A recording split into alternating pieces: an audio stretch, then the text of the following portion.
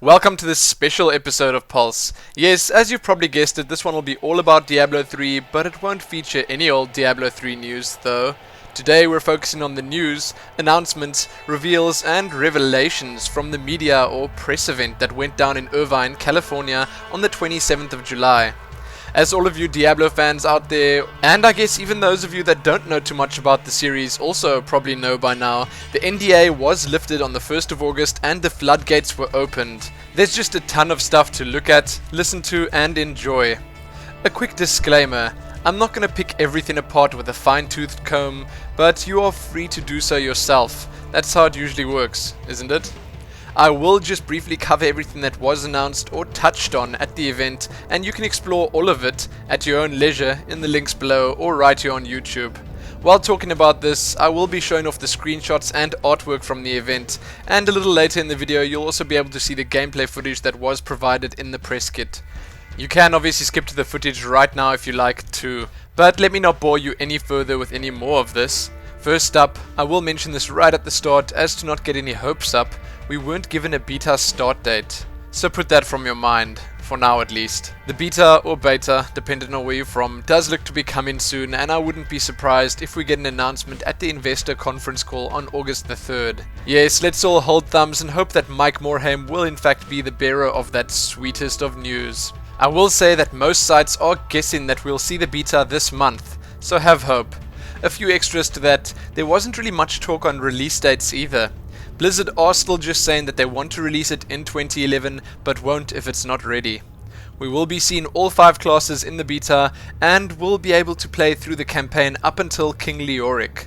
Pretty much the same as what we've been seeing at events like BlizzCon thus far. Now onto the big stuff. The main focus point of this entire event was no doubt the new, built into the Battle.net auction house system. Those of you out there that have played World of Warcraft before will definitely feel right at home using this, as it does look pretty similar. So there are essentially 2 different kinds of auction houses, which are accessible via the Battle.net menu before entering the game with any of your characters. The first will be where you can sell items for gold and buy items for gold. Yes, gold being the in-game currency of Diablo 3. The second is the one that's been inducing the most rage. The second part of the auction house is set to use real currency. Yes, dollars, euros, pounds, rands, real world money. What Blizzard seemed to make very clear is that this will be a player-to-player transaction and not Blizzard selling in-game items. It is not an in-game item store. Blizzard will be working with a third-party site that will be able to transfer any money we make to us. They'll also be taking a cut of the sales, albeit a really small one that you probably won't even notice. Why real money? Well, they say that trading items, be it for gold in-game or real money, was going to happen anyway, so they decided to embrace it and make it a fun part of the game itself. It actually sounds good to me. So how do we put items in the auction house? Well, that's the easy part. Just log in, select the item you want to put up for sale from your inventory or stash, set a bid and buyout, and wait. That easy. As I said before, I do like the sound of the auction house, and yes, even the real money auction house too. Anyway, read a lot more about this below from the various different sites. I don't think players will be making millions of dollars playing Diablo 3. I'll go ahead and assume that the only items that will actually sell for real money will be the really good and really rare ones. Regardless, I think it's going to be a lot of fun, and that's the most important thing. One extra for the auction house, if you create a hardcore character you won't be able to use the real money auction house at all. I would actually also assume that the shared stash would be off limits too then. So, other than the whole auction house thing, we were also given a few screenshots of the new Battle.net interface and told about player banners. Battle.net 2.0 for Diablo 3 will include public games, a PvP matchmaking system, a quick join system, and co-op option to play with your friends and or acquaintances. There'll also be chat channels right from the start. The banner system, as it's been called, is a banner that's used to represent our characters. This banner can be completely customized based on whatever achievements we've gained, level we are, PvP matches we've won, difficulty completed, and more. They do bear a slight resemblance to guild tabards in World of Warcraft though, don't they? I do really like how they seem to evolve though, and I don't even want to know how many cool achievements the game will feature. In addition, while in-game, if a friend pops in, they may also click on our banners from town to teleport directly to us and join us in the action. Also seems like nicknames will work the same way as they do in StarCraft 2, with a name and character code at the end. Sounds good, and I can't wait to see it all in motion. The next big, and to some pretty shocking discovery that was made at the media event was that skill points have been removed from Diablo 3. Yes, you heard me. Skill trees and traits as we knew it have been completely removed from the game, leaving in their place a much simpler system that is apparently going to be a lot more fun. We now have 6 skill slots, 2 of which are available at level 1 and the remaining unlock at levels 6, 12, 18 and 24.